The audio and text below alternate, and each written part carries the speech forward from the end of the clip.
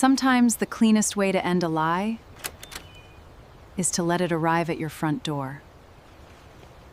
Why aren't these keys working? My parents gave my lake house to my sister while sitting at my dinner table. They did not ask me. They did not lower their voices. They did not even wait until dessert. My mother smiled at my sister, raised her wineglass, and said, "The lake house is yours next week." Then my sister's children began choosing bedrooms as if the keys were already in their hands. I said nothing. I let them plan the move. I let them rent a truck. I let them drive 2 hours into the mountains with half their lives packed in cardboard boxes. Because sometimes the cleanest way to end a lie is to let it arrive at your front door. Hello, my name is Claire Bennett. I was 39 years old when my family finally learned the difference between generosity and ownership. For most of my life, my younger sister, Vanessa, had been treated like the sun. Everyone else was expected to arrange themselves around her. If Vanessa forgot a bill, someone paid it.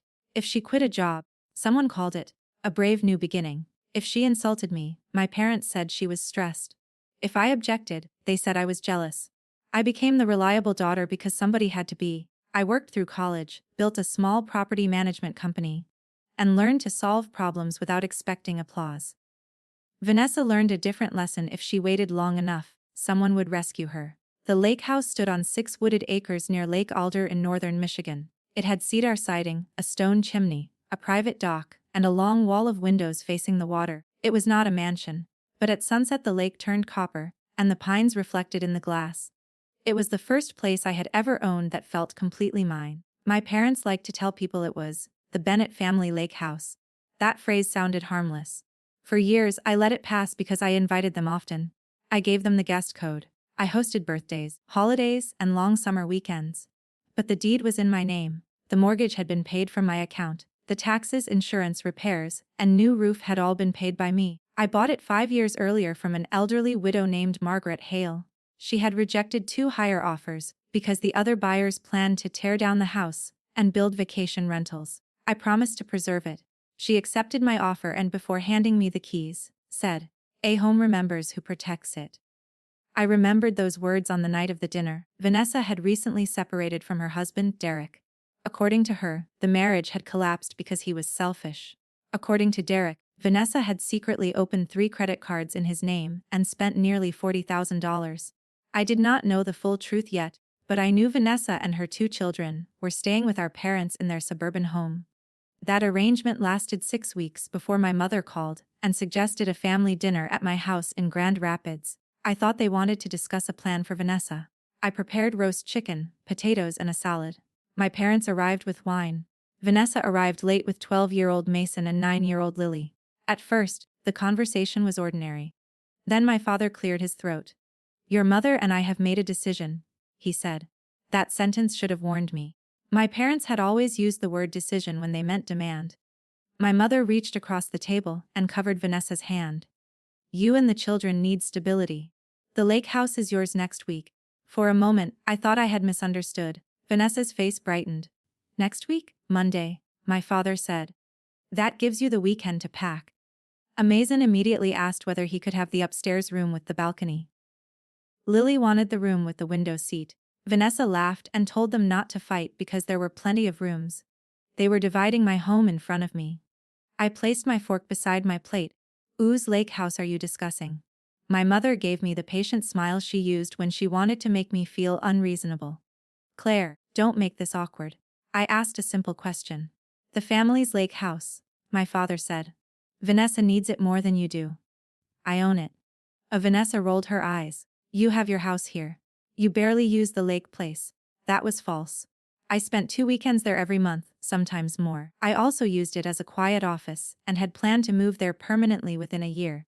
My mother sighed. "No one is taking anything from you. We are keeping it in the family. By moving Vanessa into it without my permission." My father's voice hardened. "After everything we have done for you, I expected more compassion." I almost laughed. My parents had loaned me $3,000 during my first year of business. I had repaid it in 6 months. Meanwhile, they had paid Vanessa's college tuition, wedding debt, car loans, and now her divorce attorney. Vanessa leaned back. "The children have been through enough. Do you really want to be the aunt who leaves them without a home?" There it was, the trap. If I defended my property, I was cruel. If I surrendered it, Vanessa would call it family helping family. I looked at Mason and Lily. They were children. None of this was their fault. So I kept my voice calm. You plan to move Monday. Vanessa smiled, mistaking my calm for surrender. First thing in the morning. All right, I said. My mother squeezed my arm. I knew you would do the right thing. They continued planning. Vanessa wanted to repaint the living room. My father offered to build shelves in the garage. My mother said she would replace the old-fashioned furniture. Mason announced that he wanted a dirt bike trail through the woods. I listened carefully. Then Vanessa said something that changed the entire situation. Once I'm settled, I can list it as my permanent address before the custody hearing. Derek's lawyer keeps saying I don't have stable housing. My father nodded. Exactly. And when everything is finished, we can transfer the title. Transfer the title. Those 3 words told me this was not a temporary rescue. It was a planned seizure. I cleared the plates, served dessert, and let them believe they had won. But after they left, I opened the camera recording from my dining room security system and watched the entire conversation again. Then I called my attorney. My attorney, Rachel Kim, answered on the 3rd ring. I had hired Rachel years earlier to handle contracts for my company. She was direct, careful, and impossible to intimidate. I sent her the dining room recording and explained what had happened. The deed is only in your name, she asked. Yes? No trust, shared ownership, life estate, or written agreement? Nothing. Then they cannot give it away, but the title may not be the only problem. Did anyone have keys? My parents had a physical key for emergencies. Vanessa knew the old alarm code, though I had changed it months earlier. Rachel told me not to confront them again. She advised me to secure the property, document its condition, notify the sheriff's non-emergency office of a possible trespass, and avoid any action that could endanger Vanessa's children. Before we ended the call, she asked, "Why do you think your parents believe they can transfer the title?" I did not have an answer. The next morning, I drove to the lake house. The road curved between tall pines, and the lake appeared in flashes through the trees. When I reached the property, the first thing I noticed was that the mailbox stood open. Inside were 2 envelopes addressed to Vanessa Bennett. One came from an internet provider. The other looked like a bank notice. Someone had already begun establishing her address at my property. I photographed both envelopes without opening them and called Rachel.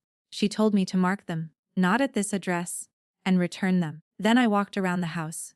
At the back door I found scratches around the lock. The damage was fresh. Inside, nothing appeared missing, but a yellow measuring tape lay on the kitchen counter. In the upstairs hallway, small strips of blue painter's tape had been attached to 2 bedroom doors. One said Mason. The other said Lyle. My family had entered the house before asking me. I checked the exterior camera system. 3 days before the dinner, my father's SUV had arrived with Vanessa. They used my emergency key, walked through every room, measured walls, opened closets, and stood on the dock discussing something for almost an hour. Near the end of the recording, Vanessa held up her phone and posed in front of the lake. I opened her social media page. She had posted the photograph with the caption, "Fresh starts are beautiful. Big news soon." The comments made my stomach turn. My mother had written, "You deserve this." A family friend asked whether Vanessa had bought the house. Vanessa replied with a key emoji. The betrayal was no longer a careless dinner conversation. It had been prepared in advance. I changed every exterior lock. I cancelled all existing access codes and installed a gate at the beginning of the driveway. I photographed each room and saved the security footage in 3 places. Then Rachel ordered a title search. That afternoon she called me back. "Claire, your title is clean," she said, "but someone requested a certified copy of the deed 2 weeks ago." "Who?" "Your father." A certified copy alone could not transfer ownership, but it could be used to prepare fraudulent paperwork. Rachel contacted the county register of deeds and placed a property fraud alert on the parcel. Any new document filed against the house would trigger an immediate notification. I wanted to call my father and demand an explanation. Rachel told me to wait. "People who believe they are entitled to your property often create their own evidence," she said. "Let them talk." She was right. That evening, Vanessa texted me a list of small things she wanted completed before Monday: the refrigerator cleaned, the dock furniture stored, 2 closets emptied, and my personal photographs removed. I replied with only 1 sentence: "Please send me your complete move-in plan." She sent 3 pages. Vanessa planned to occupy the home indefinitely without paying rent. My parents would cover utilities for 3 months. After that, she expected me to pay them because, in her words, The house is still technically under your account for now. She also planned to run a childcare business from the property and convert my office into a playroom. At the bottom, she wrote, Dad says we can handle the deed after the custody hearing. I forwarded everything to Rachel. The next surprise arrived the following day. Derek called me. Vanessa says you gave her the lake house, he said. Is that true? No. He went silent. Then he told me Vanessa had submitted a proposed parenting plan stating that she would move into a mortgage-free family property. She had included photographs of the house and claimed my parents were its owners. Derek was angry, but I did not want to become a weapon in their divorce. I told him to have his lawyer contact Rachel. Facts could speak without my participation. Before hanging up, Derek added one warning. Check your father's desk. Vanessa once told me he kept old papers from when you bought the place. She said your parents put money into it.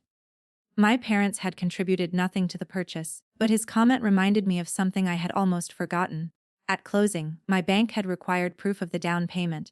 A week earlier, I had temporarily moved money through a joint savings account that still carried my mother's name from my college years. The money was mine, but the statement showed both our names. Could they be planning to claim that the down payment was a family gift? Rachel said such a claim would be weak, especially with my business records showing the source. Still, she told me to gather everything. For 2 days I built a paper wall. I found wire confirmations, bank statements, tax returns, closing documents, renovation invoices, insurance records, and every mortgage payment. I found an email from my mother written 1 week after the closing. We are so proud you bought the lake house all by yourself. That email became my favorite piece of evidence. On Friday evening, the property fraud alert sounded. Someone had tried to record a quitclaim deed. The document claimed I had transferred the lake house to a newly created entity called Bennett Family Holdings. The signature looked like mine. It was not. My father's name appeared as the company's organizer, and Vanessa was listed as its manager. Forgery transformed a family dispute into something much more serious. Rachel contacted the county immediately. The filing had been flagged before acceptance because the notarization information did not match state records. The notary stamp belonged to a woman who had retired 18 months earlier. We reported the attempted filing to law enforcement. I sat in Rachel's office the next morning, staring at a copy of the false deed. My name had been drawn in careful loops, close enough to fool a stranger, but not close enough to fool me. Do you know who wrote it? Rachel asked. I studied the capital C. My mother always formed that letter with a small hook at the bottom. She had written it on birthday cards, school forms, and labels in my childhood lunchbox. The false signature had the same hook. I felt something inside me grow very quiet. Until that moment, a part of me had hoped my parents were simply arrogant. Now I understood that they were willing to manufacture my consent. Rachel asked whether I wanted to warn them that the filing had failed. No, I said. Let the truck come. We prepared carefully. The sheriff's office could not station a deputy at the house all morning, but an officer agreed to be nearby because of the reported forgery and possible trespass. Rachel arranged for a licensed process server. I hired a locksmith to remain on call. Margaret Hale, the former owner, agreed to come as a witness after I explained what had happened. I also placed a large weatherproof document case inside the gate. It held copies of the deed, tax records, the rejected fraudulent filing, a formal no trespass notice, and a letter from Rachel. Sunday night, my mother called. Vanessa is nervous, she said. You have been strangely quiet.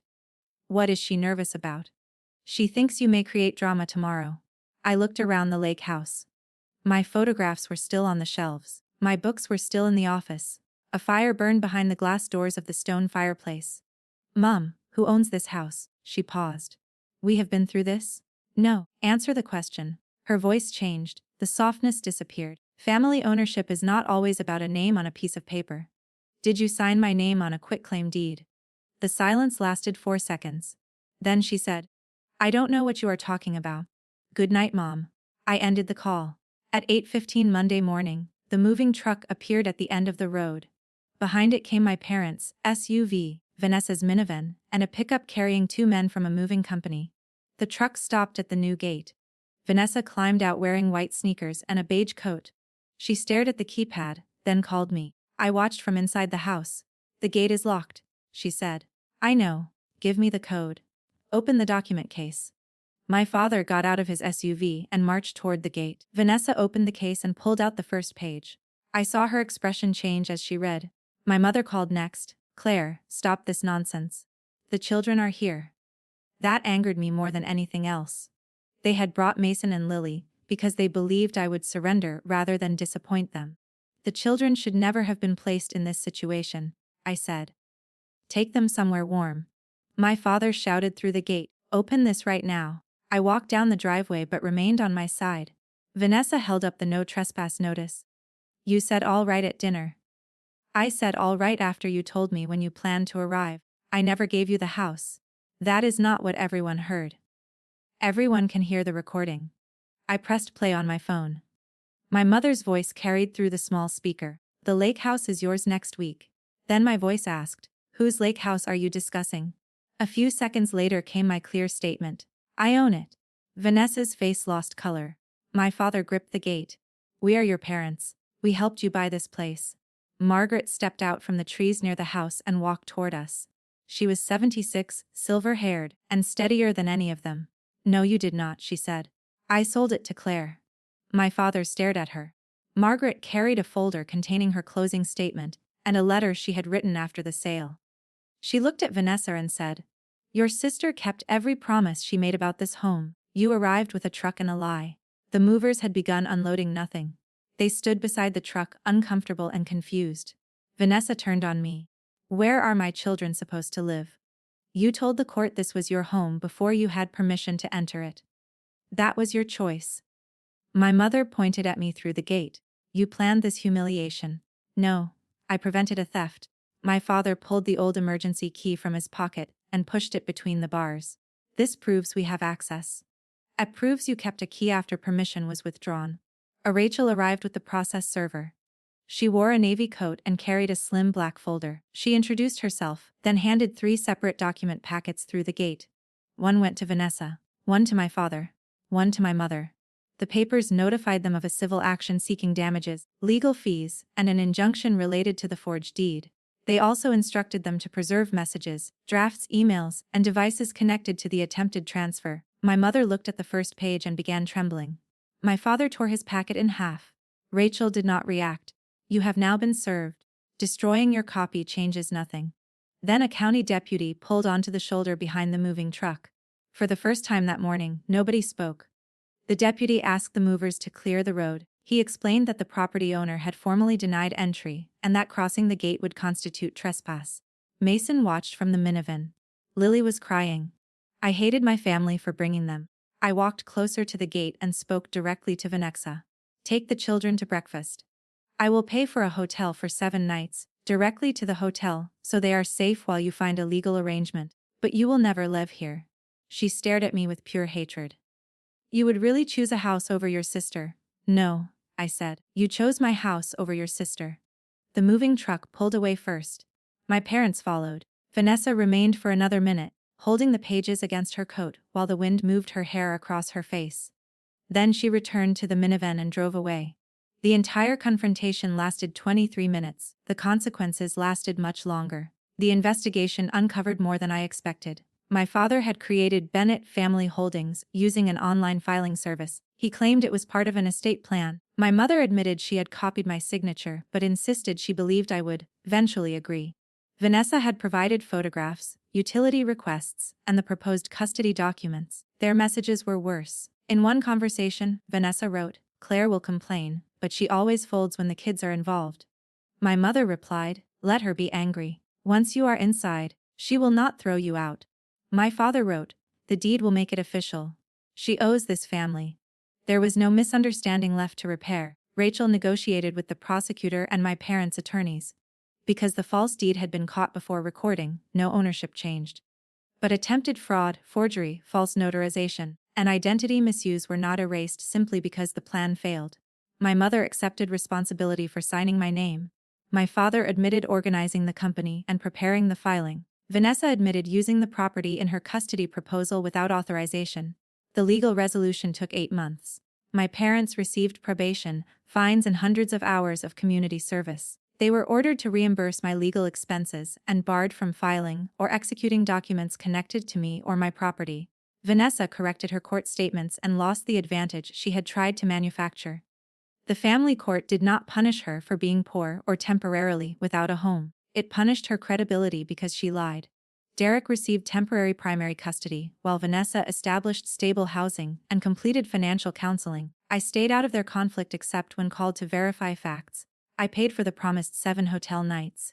After that, Vanessa moved into a small rental townhouse. It was not on a lake. The children shared a bathroom. Yet it was safe, clean, and honestly obtained. For several months, my parents told relatives that I had destroyed the family over a vacation home. I did not argue with them. I sent one email to anyone who asked. It contained the real deed, the rejected false deed, and my mother's written admission. The calls stopped. Some relatives apologized, others disappeared. Both outcomes brought peace. I changed more than the locks. I changed my will, emergency contacts, business permissions, and account recovery information. I removed my parents from every place where love had once been mistaken for authority. The lake house became quiet again. That first winter, I spent Christmas there alone by choice. Snow covered the dock, the lake froze at the edges, and the pines held white lines along their branches. I cooked soup, read beside the fireplace, and did not answer a single family call. It was the most peaceful Christmas of my adult life. In February, I received a letter from Mason. He apologized for choosing the upstairs bedroom. He said his mother had told him I was giving them the house. He also said he missed fishing from the dock. I cried when I read it. Children should not carry the shame of adults. I wrote back and told him he had done nothing wrong. I said he and Lily could visit me one Saturday in the spring if both parents agreed, and if no other family members came. Derek agreed. Vanessa resisted at first, then accepted after her counselor encouraged it. On the day of the visit, Mason stood awkwardly at the gate. Lily carried a small purple backpack. I opened the gate myself. They did not choose bedrooms. They asked where to put their shoes. We made pancakes, walked along the shore, and repaired an old birdhouse. Mason apologized again. I told him that homes are not prizes people win by hurting each other. They are responsibilities. You care for them, and you respect the person who carries that responsibility. Lily asked whether I would ever give the lake house to her mother. No, I said gently. Are you still mad? I considered the question. I am not building my life around anger anymore. But forgiveness does not mean giving someone another chance to steal from you. She seemed to understand more than I expected. In early summer, Margaret visited for lunch. We sat on the dock with lemonade and watched the children chase tiny frogs along the shore. The house looks happy, she said. I smiled. Can a house be happy? A house remembers who protects it, she reminded me. My parents eventually sent letters of apology. My father's was full of explanations. My mother's focused on how much she missed me. Neither letter included the sentence I needed. We had no right to take what was yours. I did not resume contact. Vanessa and I spoke only about the children for nearly a year. Then, one evening, she called and surprised me. I told them the truth, she said. What truth? That you did not take their home. It was never ours. It was the first honest thing she had said about the lake house. I thanked her. I did not invite her over. Trust is not restored by one correct sentence after a lifetime of entitlement. But I recognized the sentence for what it was, a beginning she would have to build without using me as the foundation. 2 years after the moving truck arrived, I moved into the lake house permanently. I sold my city home and converted the upstairs balcony room into my office. The room with the window seat became a guest room for Mason and Lily. They visited several times a year. I also created a small scholarship in Margaret's name for local women starting businesses. The first recipient was a single mother training to become an electrician. At the award dinner, she told me that owning her future felt like receiving a key no one could take away. Her words stayed with me. For years, I thought keeping peace meant keeping doors open. I thought being a good daughter meant allowing my parents to step across every boundary. I thought being a loving sister meant saving Vanessa from every consequence. I was wrong. A locked door is not cruelty when someone arrives intending to steal the room behind it. The morning after I moved in permanently, I stood at the end of the dock with a ring of new keys in my hand. The water was smooth, and the sunrise spread across it like a path made of gold. My family had once treated my silence as permission. They mistook my generosity for weakness and my home for an inheritance they could distribute. But when the moving truck came, I did not need to scream. I did not need to insult them or beg them to understand. I only had to show them the truth. Every door was mine. Every key was mine. Every inch was mine. And the moment I finally defended what belonged to me, my life became mine too.